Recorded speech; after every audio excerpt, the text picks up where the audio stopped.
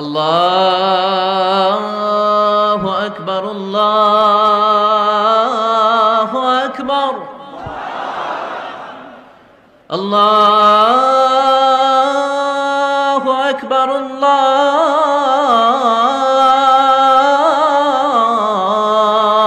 আকবার।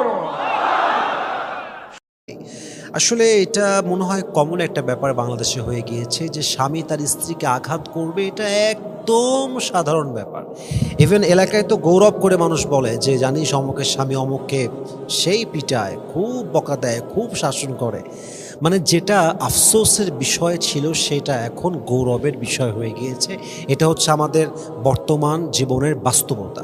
মাথায় রাখবেন, আপনি যখন আপনার ওয়াইফকে কষ্ট দিচ্ছেন, মন ভাঙছেন, এই মন ভাঙ্গাটা একটা বড় জুলম। আপনি যারই মন ভাঙেন আপনি জুলুম করছেন। জুলুম কেমন? হাদিসে আসছে আয-যুলমু যুলুমাতুন ইয়াওমাল কিয়ামা।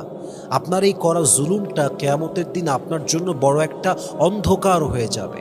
আপনার আমলগুলো হারিয়ে যাবে। সাদাকার সওয়াব, নেকি, নামাজ, রোজা, হজ, যাকাত যা করেছেন, ওয়াইফের মনে আঘাত দিয়েছেন, আল্লাহ সব সওয়াব নষ্ট করে দেবে। কারণ কি? আপনি জুলুম করেছেন। আল্লাহ হাবিব বলেছেন ইত্তাকি দাওয়াতাল মাজলুম ফাইন্নাহু লাইসা বাইনাহা ওয়া বাইনাল্লাহি হিজাব। তোমরা মাজলুমের বদদোয়াকে ভয় করো, কারণ মাজলুমের বদদোয়া এবং আল্লাহর আরশের যেই মাকামে সেই বদদোয়াটা পৌঁছাবে, এই বদদোয়া পৌঁছাতে কোনো পর্দা লাগে না, কোনো মাঝে কোনো বাধা আসে না, পুরোটাই ফাঁকা, পুরোটাই পর্দাবিহীন জায়গা। সোজা গিয়ে মাজলুমের বদদোয়া আল্লাহর আরশে গিয়ে নক করে। এজন্য আপনি আপনার স্ত্রী কষ্ট দেওয়ার আগে ভেবে নেবেন যে আপনি কাকে কষ্ট দিচ্ছেন।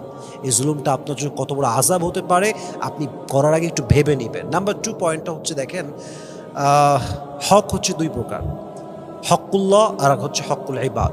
আল্লাহর হক, নামাজ, রোজা, হজ, যাকাত করেন নাই, আল্লাহ আপনাকে মাফ করতে পারেন। বাট হকুল ইবাদ যেটা যেটা আল্লাহর হক নয়, বান্দার হক, যতক্ষণ পর্যন্ত আপনি বান্দার হক বান্দাকে না দিবেন, কিংবা বান্দার হক নষ্ট করার পরে বান্দা যতক্ষণ পর্যন্ত আপনাকে মাফ না করবে, আপনার কবরের আযাব মাফ হবে না। হতে পারে আপনি 5 ওয়াক্ত নামাজি, হতে পারে আপনি দাড়িওয়ালা, টুপিওয়ালা, হাজি সাহেব, হতে পারে আপনি অনেক ভালো মানুষ, কিন্তু আপনি আপনার ওয়াইফকে কষ্ট দিয়েছেন, ওয়াইফের মন ভেঙেছেন, অকারণে জুলুম করেছেন। আপনি যখন কবরে যাবেন লাশ হয়ে, মৃত্যু লাশ হয়ে, আপনি যখন কবরে প্রশ্নের শিকার হবেন, আপনি প্রশ্নের উত্তর করতে পারবেন না। কারণ কি? আপনি বান্দার হক নষ্ট করেছেন।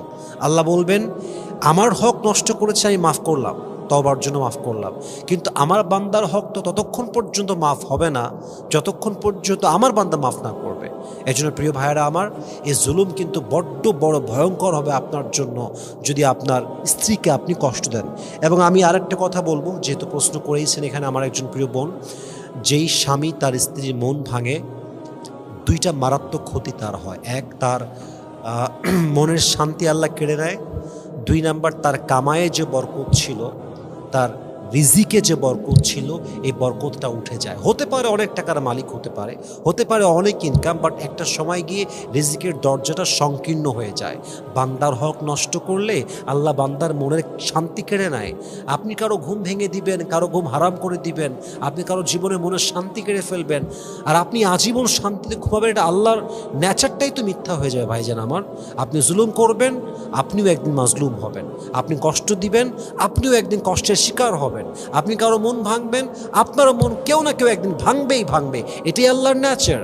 এজন্য যদি আপনার মনের শান্তি পেতে চান, রিজিকে বরকত পেতে চান, কবরে আযাব মাফ করাতে চান, যদি আপনি না চান যে আপনার অন্যায়টা কিয়ামতের দিন আপনার জন্য অন্ধকার হয়ে যাবে, প্লিজ বউয়ের কাছে ক্ষমা চান, সরি বলেন, এবং চেষ্টা করেন যেন আজীবনে কখনো আপনি আপনার কথার মাধ্যমে, শব্দের মাধ্যমে, আপনার ব্যবহারের মাধ্যমে আপনি যেন কখনো আপনার বউকে কষ্ট না দেন। আল্লাহ আমাদের সবাইকে বোঝার তৌফিক দান করুক।